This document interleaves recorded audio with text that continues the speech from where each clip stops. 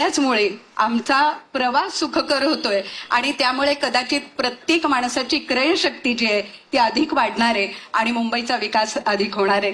त्यामुळे आज या निमित्ताने माननीय मुख्यमंत्री देवेंद्रजी फडणवीस यांनी आपलं मनोगत व्यक्त करावं अशी मी विनंती करते।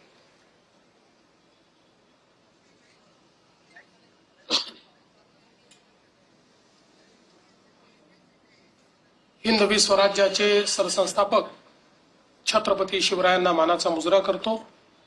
भारतीय राज्यघटनेचे शिल्पकार भारतरत्न डॉक्टर बाबासाहेब आंबेडकर यांना वंदना अर्पित करतो। आजच्या या अतिशय महत्त्वाच्या कार्यक्रमामध्ये मंचावर उपस्थित असलेले महाराष्ट्राचे लोकप्रिय उपमुख्यमंत्री एकनाथराव शिंदेजी, महाराष्ट्राच्या पहिल्या महिला उपमुख्यमंत्री सुनेत्राताई पवार, आमदार तुकाराम काते, आमदार सना मलिक, आमदार मंगेश कुडाळकर, माजी खासदार राहुल शेवाळे,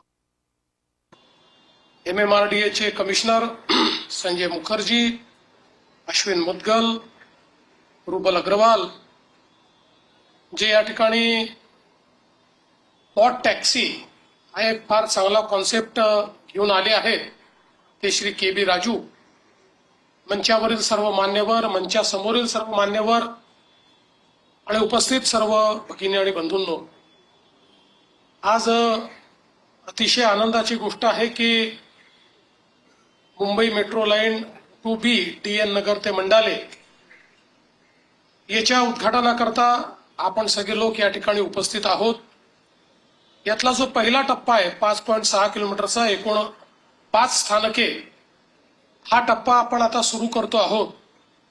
याचा दुसरा टप्पा जो आहे तो 6.70 किलोमीटरचा असेल, त्यात 6 स्थानकं असतील आणि तो DN नगर अंधेरी ते सारस्वत नगर असेल। तिसरा टप्पा सारस्वत नगर ते चेंबूर असेल, हा 11.22 किलोमीटरचा असेल आणि याच्यामध्ये 8 स्थानकं असतील। असे हे तीनही टप्पे पूर्ण झाल्यानंतर एक प्रचंड मोठी कनेक्टिव्हिटी ही या ठिकाणी सुरू होईल आणि विशेषतः आपण जर बघितला तर हा जो काही मेट्रो 2A चा दक्षिणेकडील विस्तार आहे त्याच्यामुळे मुंबई मध्य पूर्व आणि पश्चिम तसंच उत्तर दक्षिण अशी जोडणी अतिशय चांगल्या पद्धतीने यातनं होणार आहे आणि भविष्यात ज्यावेळी BKC ला हे जोडलं जाईल, अंधेरी वांद्रे असं सगळ्या भागाला जोडलं जाईल, त्यावेळी निश्चितपणे एक मोठी कनेक्टिव्हिटी सर्व लोकांना या ठिकाणी मिळणार आहे। हार्बर लाईनची ही पहिली मेट्रो आहे की जी हार्बर लाईनला जोडते, त्यामुळे त्याहीमुळे मला असं वाटतं की एक नवीन सुरुवात या मेट्रोच्या माध्यमातून होते। विशेषतः आपण जर बघितलं तर अतिशय चांगलं काम या मेट्रोचं झालेलं आहे। आपले जयकुमारचे नलिन या ठिकाणी आहेत, गुप्ताजी आहेत, त्यांनी अतिशय मेट्रोमध्ये वेगवेगळ्या टप्प्यांमध्ये अतिशय चांगलं आणि वेगाने काम केलेलं आहे। हे जे सगळे स्टेशन्स आहेत हे IGBC प्लॅटिनम मानांकित अशा प्रकारचे स्टेशन्स आहेत। आपण जर बघितलं तर या ठिकाणी जास्तीत जास्त या स्टेशनची रचना जी केली आहे ती सूर्यप्रकाश या ठिकाणी यावा, कमीत कमी लाईट वापरण्याची आपल्यावर वेळ यावी अशा पद्धतीनं याचं संपूर्ण रचना जी आहे ती केलेली आहे। आणि मगाशी आपण बघितलं की मंडालेचा जो डेपो आहे तो डेपो देखील इंजिनिअरिंगचा एक नमुना या ठिकाणी आहे, ज्याच्यामध्ये 2 मजली स्टॅबिलायझेशनच्या लाईन्स तयार केलेल्या आहेत। एका मजल्यावर 36 लाईन आणि दुसऱ्या मजल्यावर 36 लाईन, असं 72 लाईन असलेला हा कदाचित देशातलं सगळ्यात मोठं मेट्रो डेपो किंवा स्टॅबिलायझिंग यार्ड या ठिकाणी तयार करण्यात आलेला आहे आणि तिथेच प्रशिक्षण संस्था देखील ही आपण तयार करणार आहोत। त्यामुळे मला असं वाटतं की अतिशय सुंदर अशा प्रकारची ही कनेक्टिव्हिटी या ठिकाणी झालेली आहे आणि एकूणच ज्यावेळी आपण 2016-17 ला घोषित केलं होतं की मुंबईमध्ये आमचं सरकार हे सुगमता आणू इच्छितं आणि सुगमता काय तर 59 मिनिटांमध्ये MMR रिजनच्या कुठल्याही भागातनं कुठल्याही भागात जाता आलं पाहिजे अशा प्रकारची इन्फ्रास्ट्रक्चर आणि पब्लिक ट्रान्सपोर्टची व्यवस्था, त्यातला एक एक टप्पा आता आपण पूर्ण करतो. आपण जर बघितलं तर एकूण 337 किलोमीटरची मेट्रो याचं काम पूर्ण झाल्यानंतर जवळपास पूर्ण MMR रिजन आपण कनेक्ट करू. त्यामुळे अतिशय गतिशीलतेनं लोकांना जाता येईल. विशेषतः आपल्या सबर्बन रेल्वेवरचा जो काही लोड आहे तो लोड कमी होईल, कारण सबर्बन रेल्वेने 90 लाख लोक हे रोज प्रवास करतात. आपल्या मेट्रोने 70 लाख लोक अधिक प्रवास करू शकतील. त्यामुळे मोठ्या प्रमाणात तो लोड देखील पुढच्या काळामध्ये कमी होणार आहे. याच्यासोबत ज्या काही कनेक्टिव्हिटी रोडच्या आपण केलेल्या आहेत, मग त्या ठिकाणी जो आपला नॉर्थ कोस्टल रोड आहे वर्सोव्यापासनं दहिसरपासनं भाईंदर, त्यामुळे वेस्टर्न एक्सप्रेसवेला एक पूर्ण 100% पॅरलल रोड आपण तयार करतो. आत्ताच आपण ठाणे बोरिवली याचं त्या ठिकाणी TBMचं लॉन्चिंग केलं.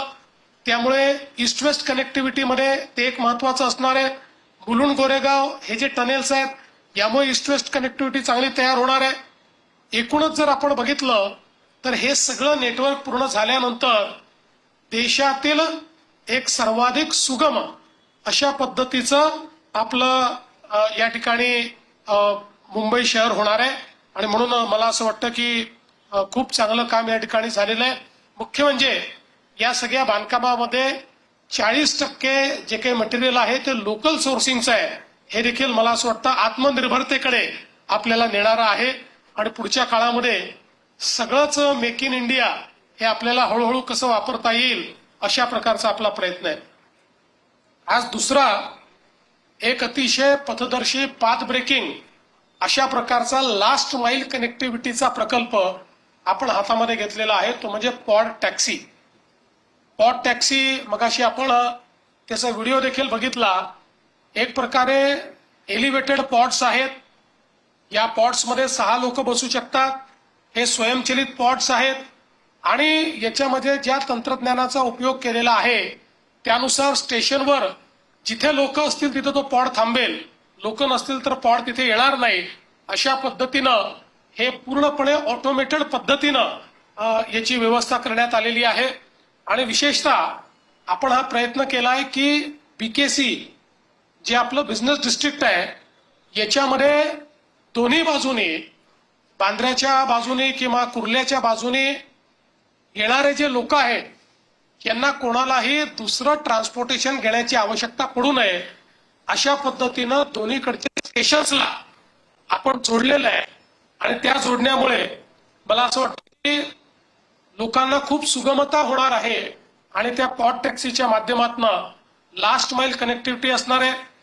पॉड टॅक्सीमध्ये स्टेशन्स हे खूप जवळजवळ असल्यामुळे आपण BKC मध्ये लोक त्या ठिकाणी त्या स्टेशनवर उतरू शकतील आणि पायी त्याच्यानंतर कुठलाही किंवा पब्लिक ट्रान्सपोर्टने आलेल्या म्हणजे मेट्रोने किंवा सबर्बन रेल्वेने लोकल ट्रेननी आलेल्या कुठल्याही व्यक्तीला त्यानंतर कुठलं दुसरं ट्रान्सपोर्टेशन वापरण्याची आवश्यकता पडणार नाही.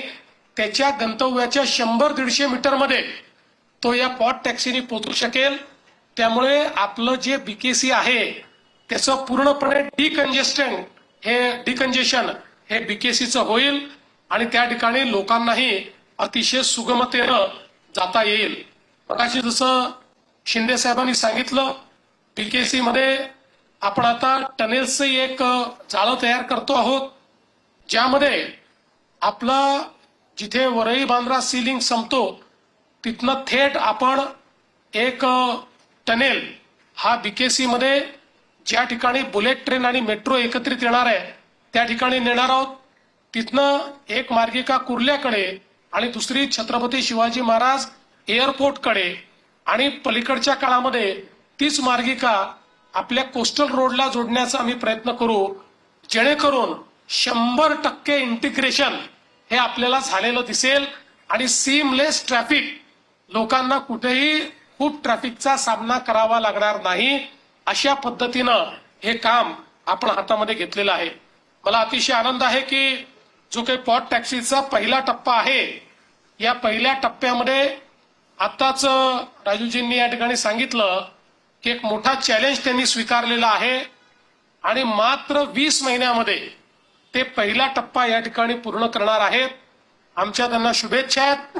MMRDAच्या अधिकाऱ्यांना देखील मी सांगू इच्छितो की याच्यामध्ये कुठेही काही अडचण आली, कुठल्याही विभागाची अडचण आली तरी आम्हाला लगेच फ्लॅग करा. कोणी काम थांबवलंय, कोणी NOC दिली नाहीये असं जर वाटलं तर लगेच आम्हाला सांगा. तशा तर आपल्या सगळ्या परवानग्या आता झालेल्या आहेत, एकही परवानगी बाकी नाही. तरी मुंबईमध्ये कुठली तरी एजन्सी कुठनं तरी उगवते आणि त्याच्यावर ऑब्जेक्शन घेते आणि महिनोन महिने काम थांबलेलं असतं. 20 महिन्यात काम करायचं असेल तर आपल्याला या ठिकाणी एकही दिवस काम थांबता कामा नये. त्या दृष्टीने हे काम आपल्याला करायचं आहे. त्यामुळे मला हा विश्वास आहे की खऱ्या अर्थानं अतिशय वेगानं हे सगळं काम या ठिकाणी आपण करू शकू. आणि ही जर सिस्टीम आपली यशस्वी झाली तर अनेक ठिकाणी लास्ट माईल मध्ये आपल्याला लास्ट माईल कनेक्टिव्हिटी करता याचा अतिशय चांगला उपयोग होईल. इतरही ठिकाणी आपल्याला तशा प्रकारची सिस्टीम करता येईल. सर्वात महत्वाचं आहे की हे काम BOTवर होणार आहे. श्री राजू हे स्वतः या संपूर्ण कामाकरता इन्व्हेस्टमेंट करणार आहे.